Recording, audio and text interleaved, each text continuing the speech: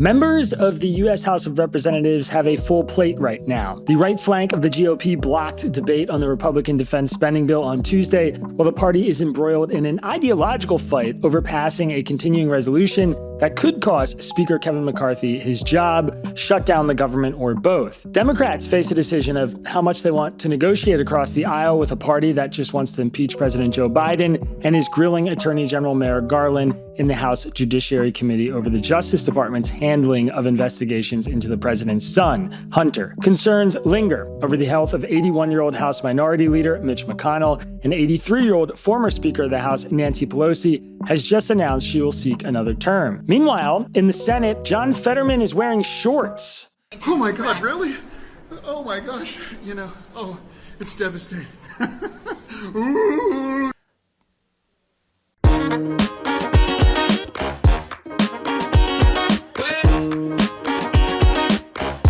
Hey everybody, I am Isaac Saul and welcome to the Tangle YouTube channel. Today, we're going to be talking about dress code in the U.S. Senate, as well as decorum among members in Congress a little bit more broadly. As always, we're going to share some takes from the left and the right, and then I'll give you my opinion. So, just last week, Senate Majority Leader Chuck Schumer directed the Senate Sergeant at Arms to no longer enforce the chamber's informal dress code that requires business attire on the Senate floor.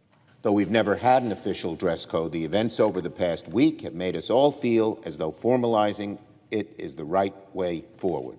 The policy change affects Fetterman most directly and may have been specifically designed for him. In case you've been living under a rock for some reason, Fetterman is the guy who dresses like this.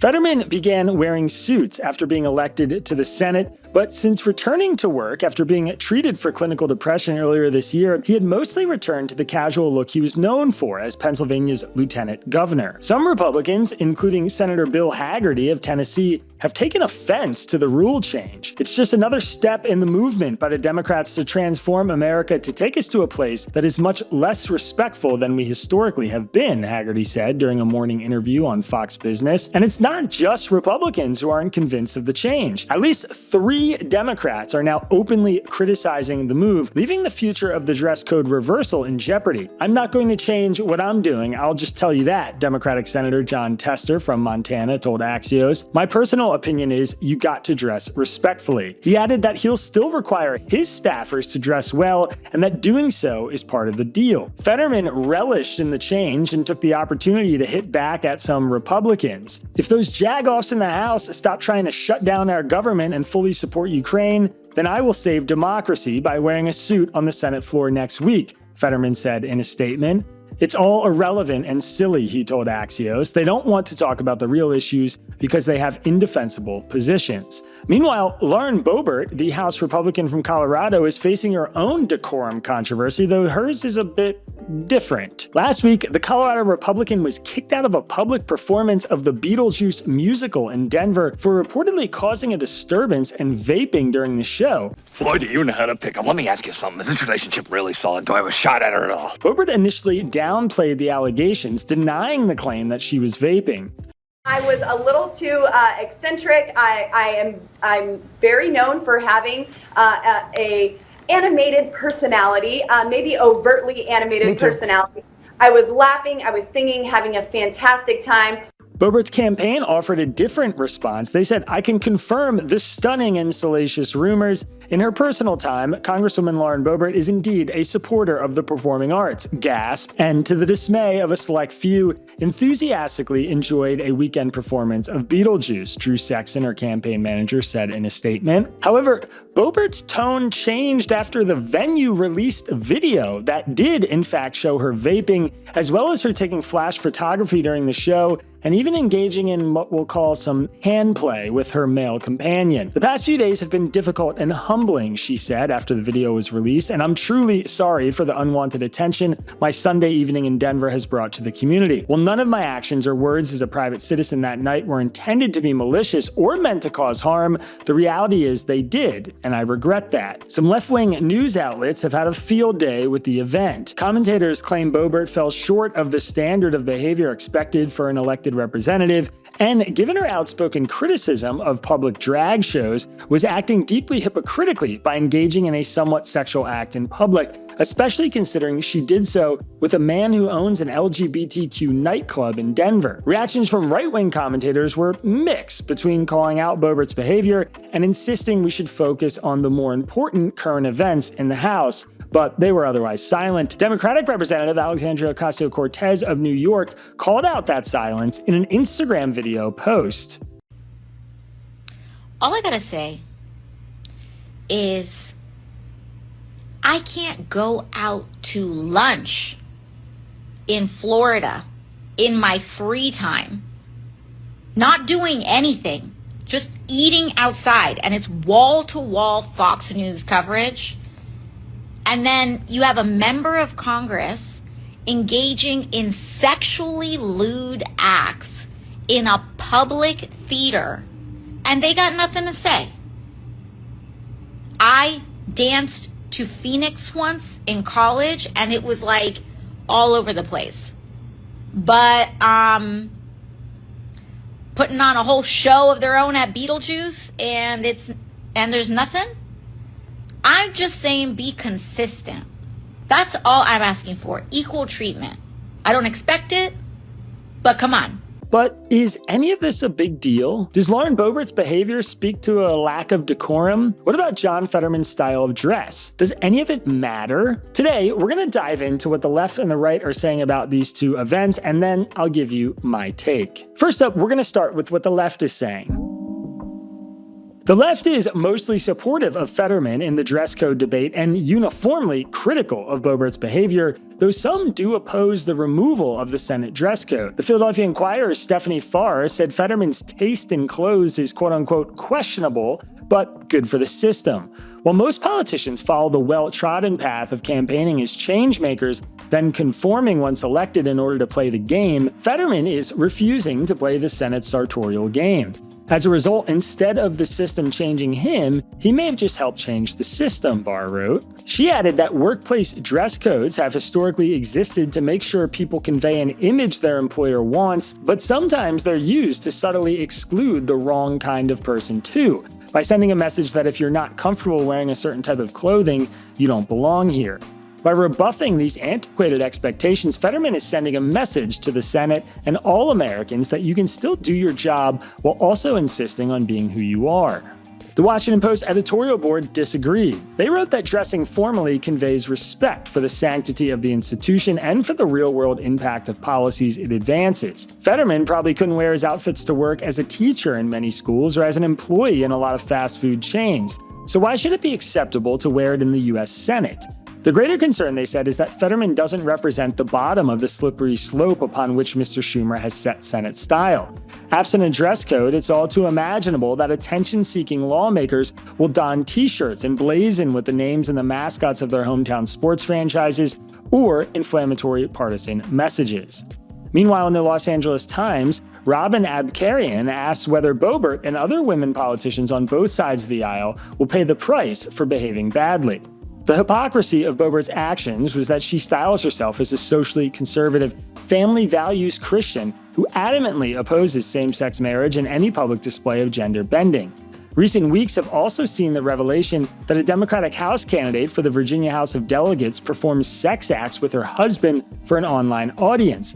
Allegations that the Republican governor of South Dakota had a years-long clandestine affair with a married advisor for former President Trump, and news that California's Democratic state treasurer will face a civil trial for allegations she sexually harassed a high-ranking subordinate before firing her. All of these incidents raise eyebrows to varying degrees, but Abkarian added that not too long ago it would be almost unthinkable for a high-profile, politically ambitious woman to be caught in these sorts of scandals and have any hope of salvaging her career. That's just not the case anymore. All right, that is it for what some folks on the left are arguing. Before we get into what the right is saying, if you feel like you're getting any value out of what we're providing here at Tangle, we'd really appreciate it if you would hit subscribe, like the video, and turn on notifications. All those things help us with the algorithm and tells YouTube there's an audience out there who wants an honest look at views from across the political spectrum. With that out of the way, we'll jump into what the right is saying. So the right is highly critical of Fetterman and Schumer's dress code changes, and they're also disapproving of Boebert's actions. The Pittsburgh Post-Gazette editorial board said the relaxation of the Senate dress code is not, all by itself, cause for distress, but it should go without saying that people's elected representatives should reflect the dignity of the people when they do the people's work. While members from both sides have defiled the unique dignity of the House and Senate chambers with their words and actions in recent years, representatives should still uphold the highest standards of decorum in how they dress.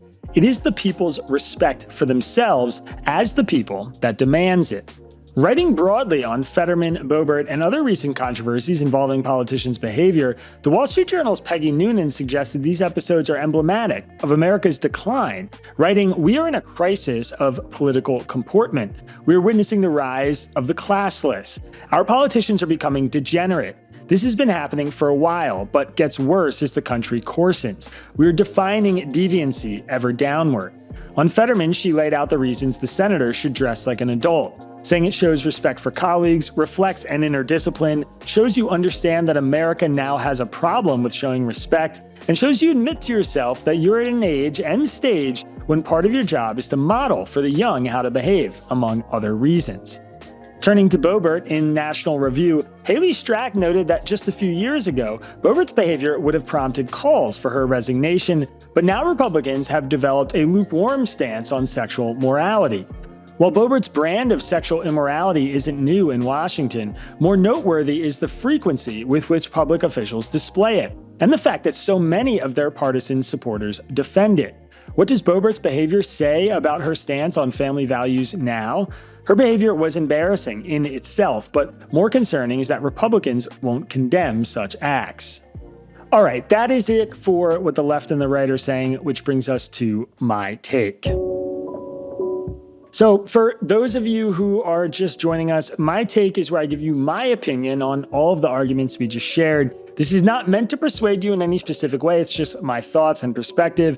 And the hope is that you will all leave your thoughts and comments down below on this video. We want this channel to be a place for the Tangle community to connect and share and debate. So whether you agree or disagree with me or anyone sharing, just keep it respectful. And remember that we are all people just looking to get a little bit closer to the truth. So sometimes when I do these videos or write the Tangle newsletter, fleshing out my thoughts is really difficult. It takes a really long time. I massage them for a while. I go back and forth. I feel conflicted. But on this one, I had a pretty good idea of where I stood on both of the arguments. And when I read more about these stories, they didn't really change my mind very much. I think decorum matters a lot, and the behavior of our representatives is important. I think both Fetterman and this whole dress code thing in the Senate and Boebert's actions are embarrassing. I think Boebert is right to be apologetic, and I think the Senate should keep enforcing its dress code. So I want to start with that, the dress code thing, because I honestly think that one is a lot more complicated and difficult to parse. There are situations where standards around dress codes can be snobby or exclusionary. And you have no style or sense of fashion.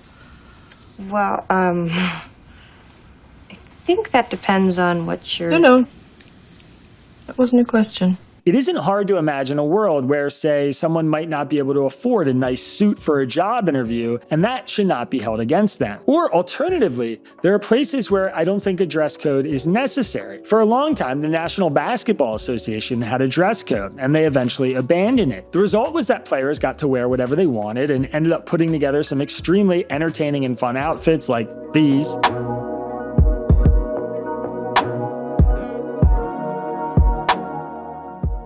That are now a part of the pregame ritual in the NBA. And guess what? I think that's great. NBA players should be able to wear whatever they want pregame, and a dress code to go play professional sports is silly. But there are other scenarios where dress codes and hard rules or implied rules are appropriate. For instance, at weddings, women typically avoid wearing white to honor the bride. I wouldn't wear a bright orange suit to a funeral.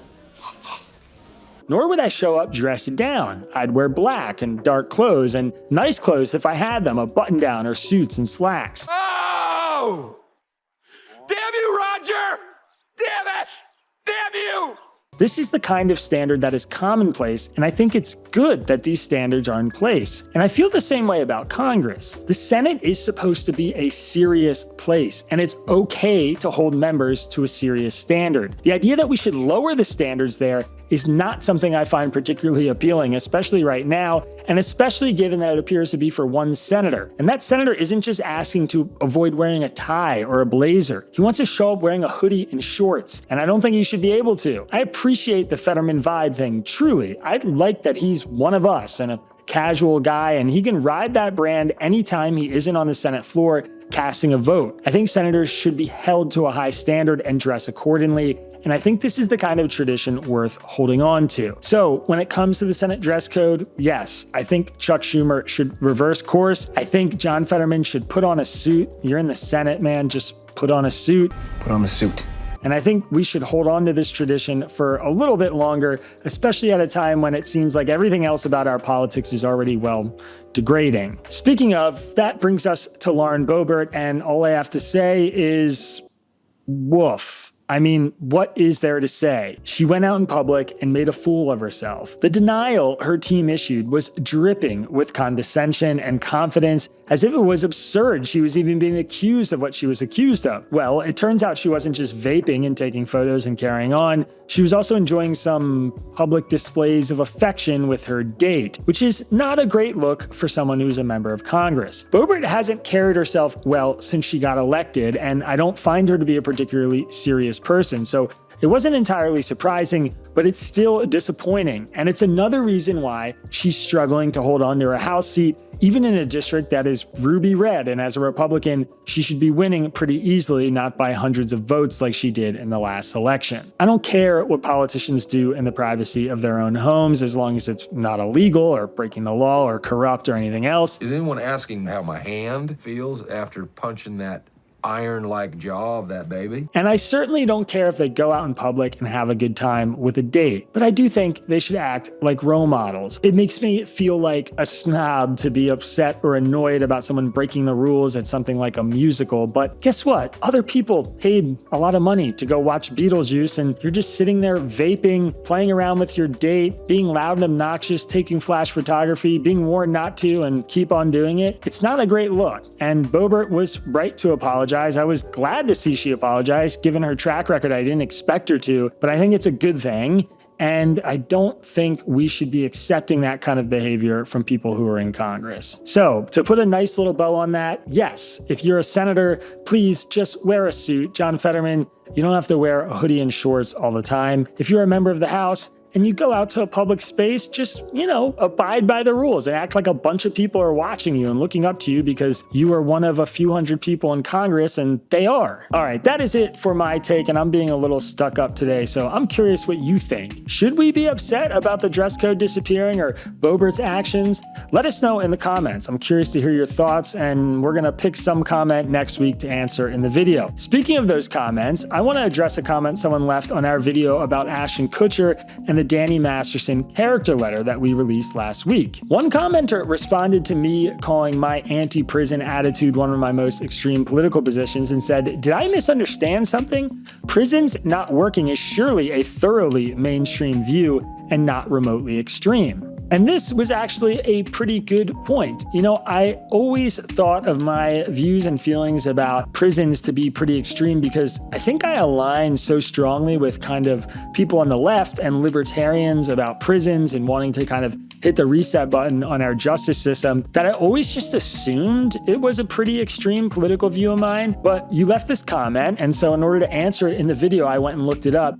And I found some recent polls that 91% of Americans say that the criminal justice system has problems that need fixing. 71% say it is important to reduce the prison population in America, including 87% of Democrats, 67% of independents, and 57% of Republicans, including 52% of Trump voters. And 2 in 3 Americans, about 68%, would be more likely to vote for an elected official if the candidate supported reducing the prison population and using the savings savings to reinvest in drug treatment and mental health programs, including 65% of Trump voters. So I actually think you might be right. Maybe it isn't that extreme of a political view. Now, those poll numbers are about broad questions about disapproval about the justice system. And I'm sure if you ask people more specific questions about, how long somebody who commits a heinous crime should be put in prison, plenty of people would probably say a very, very long time and maybe support life sentences or 30 or 40 years in prison. I've expressed here in this newsletter and in this YouTube channel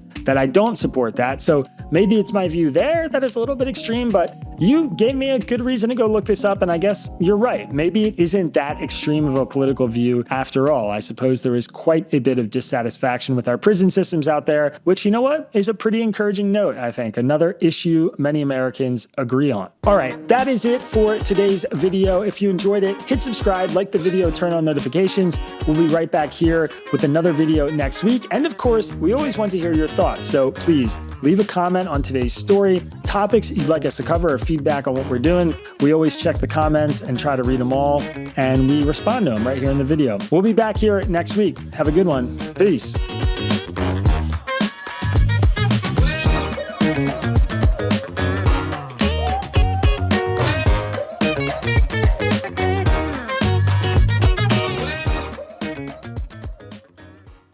Team issued was dripping with condensation. Hard to say. Condescension makes me want to say condensation because it's dripping.